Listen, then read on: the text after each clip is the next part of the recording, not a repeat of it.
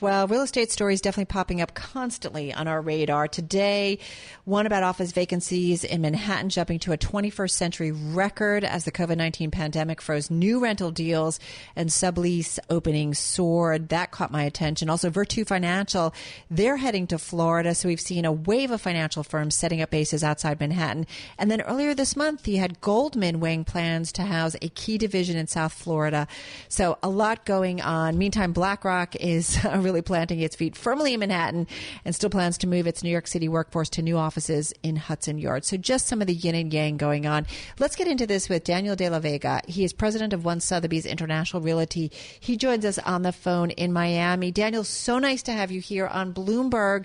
So what are you seeing in terms of the migration south, which isn't a new one, but it does feel like it has picked up some momentum as a result of COVID?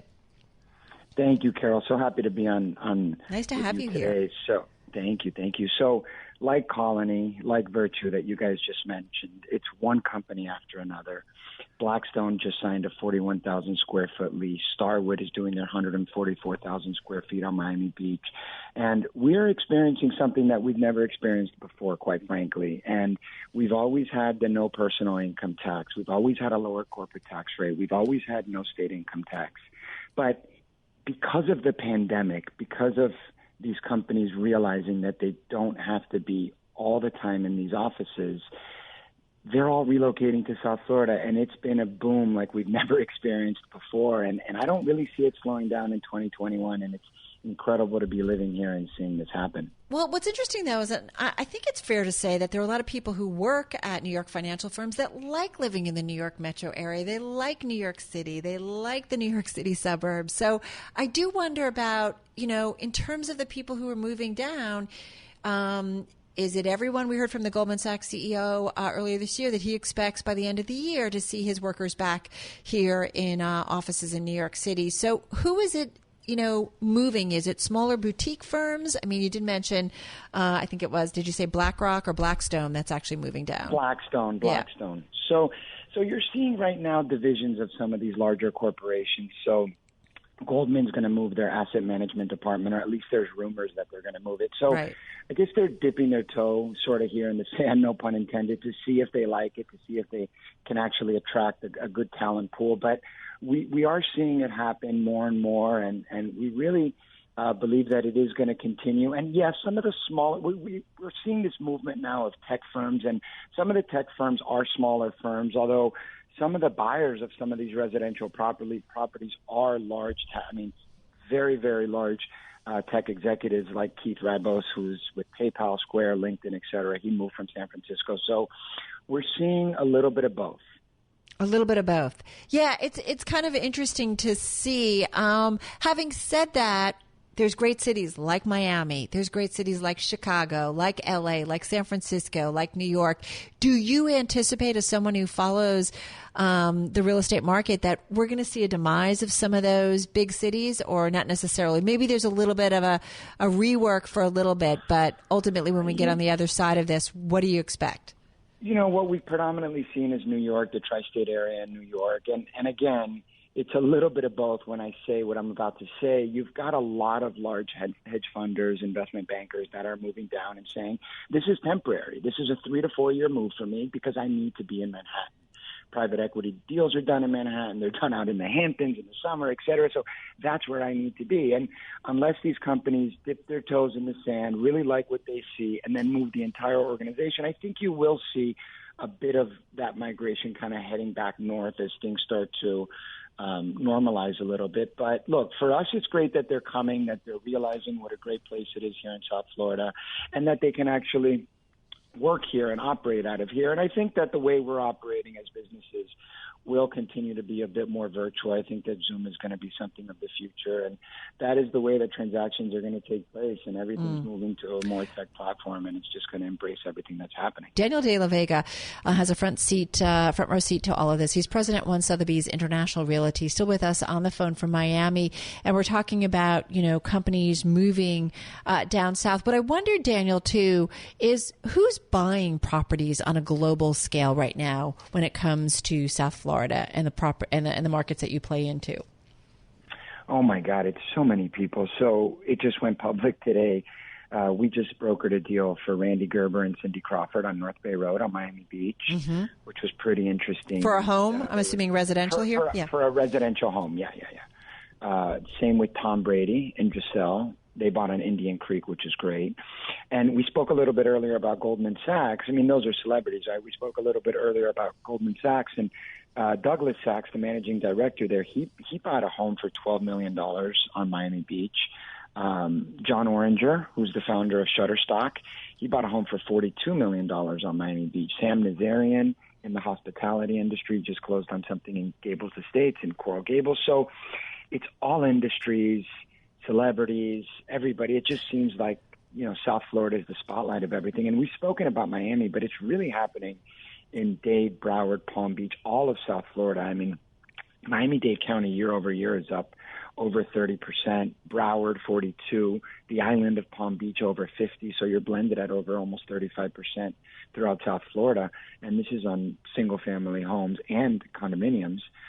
So the increases that we've been experiencing are crazy. And we've had almost like this reset, Carol, of pricing. I mean, you've got homes that are up 50% in some of these luxury neighborhoods, and you're looking at these houses that are now trading for 20. That pre-pandemic, you couldn't get $10 million for them. And it's just become the new norm. And we've had this now reset of pricing that is what the numbers are. So it's incredible. I mean, there's some deals over $100 million that are going to be done before this quarter's over. You're talking about residential? Or no, you're talking about commercial? Wow. No, residential, yeah. I mean, commercial is on fire as well. We run a commercial firm that's called One Commercial. I mean, the demand for office right now is strong. In the Brickell downtown corridor, you've got triple net numbers around $45, $64 a square, $45 to $65 a square foot. That's the range.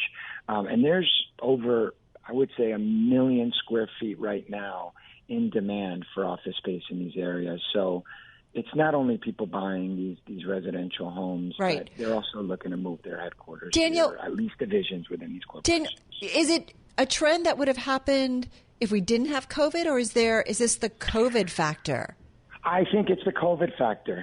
Okay. I really think it's the COVID factor. Like I said earlier, I mean, we've always had a strong migration from the Northeast, from Canada. We started to see a little bit of Californian tech to service Latin America, et cetera, but it really is the COVID factor. I mean, in March and April, we didn't know what was going to happen. And then come May, June, July, which are typically our slowest months, they were our strongest months.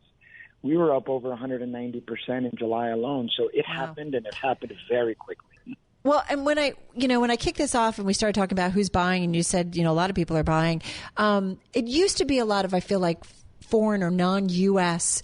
investors and buyers. What are we seeing from Europe? What are we seeing from Latin America? What are we seeing from Asia? It's pretty dry. So we traditionally, especially in our new condominium division, we saw a lot of what we would call flight capital from Latin America. And that has just dried up because of everything that's happening in the respective economies down in Latin America. So we have just seen the domestic buyer. I mean, and because of, the low interest rate environment, we've also seen a lot of refinancing. So that's, of course, helped sort of spur the market forward. But it's really been the domestic buyer from the Northeast, from California, that's been relocating here. Boston, Washington, Chicago. We just did a deal. We're representing 1000 Museum, which is in downtown Miami, Zaha Hadid building. We just did a deal for $15 million, over $1,500 a square foot, or $1,600 a square foot to a buyer from Chicago. So it's just, it's incredible what's happening. So, okay, I'm going to just kind of if you weren't in Florida and this wasn't the market you were playing in right now when it comes to selling and working with, and if it wasn't South Florida or Florida, where would it be that you would want to be working in? Me in New York City. I think that I go to New York City often with my family for business, et cetera. We love it. And my wife and I this year were talking about how sad it was. She does a girls trip actually every Christmas to New York, and they couldn't go. And then some of my buddies and I were talking on New Year's about when is the right time to go back to New York, and I hope it's very soon. But from a business perspective, I heard you say earlier, and I agree with you, prices, especially on the condominium front, on the new developments, have not gone down the way you've expected. them to, or the way we've expected them to. Yeah. They've held kind of firm, and you are seeing some deals get done, 30, 40 million. But I do believe there will be opportunity, and I think that it's the intelligent thing to do to be investing right now in Manhattan. Yeah, that's what people have said. It's great opportunities. The median price of previously owned homes that changed in the fourth quarter, just down about 1.5% by Miller Samuel. And, just looking at those Manhattan home shoppers, people who are selling are not cutting their prices at this point. Daniel, so great to check in with you. Be well, and hopefully we'll check in again throughout the new year. Daniel de la Vega, president at One Sotheby's International Realty, on the phone from Miami. All right, coming up next, Sound On with Kevin Cirilli. Not like there's anything going on, Kevin Cirilli. There's so much stuff, for lack of a better word, going on. And in fact, on my way into the bureau, I saw so many of the downtown businesses boarded up in preparation for all of these expected protests. Now, we, of course, are going to have some special coverage of the Georgia runoffs. I'm going to check in with Congressman Hank Johnson. He is a representative from Georgia. And I've got two of the best political analysts in the business, Jeannie Zaino and A.B. Stoddard. Oh, my God. That is so great. I mean, listen, do you think this is going to be a late night, or do you think it's going to be going into tomorrow morning? What do you think? So if it is an early night, then that means Democrats are going to have a very, very good night. But if it goes further than that, which is what election officials are forecasting, they're prepping, that it could take anywhere up to 72 hours. So you juxtapose that with the theatrics that we're going to see tomorrow in Congress. And buckle up. But we're here for every step of the way. That's right. The electoral votes, right? Tomorrow? Yeah. Tomorrow, 1 p.m. New York time. Like I said, Kevin's really nothing going on. All right. Looking forward to it. Thank you, my friend. You bet. Be well. Coming up, Sound On with Kevin Cirilli. You definitely do not want to miss it. And then we're going to continue our coverage of the Georgia Senate runoff elections. That's going to start at 7 p.m. Wall Street time tonight. So that will continue, and that you will find both on Bloomberg Radio and Bloomberg TV. So many issues. And as we said, when we kicked off on this Tuesday, the outcome of those Senate runoff races really will determine a lot in terms of what the Biden administration can ultimately get done. For the Bloomberg Business Week team and Tim Stenovic, I'm Carol Masser. Have a safe evening. Have a safe evening. Have a safe evening. Have a safe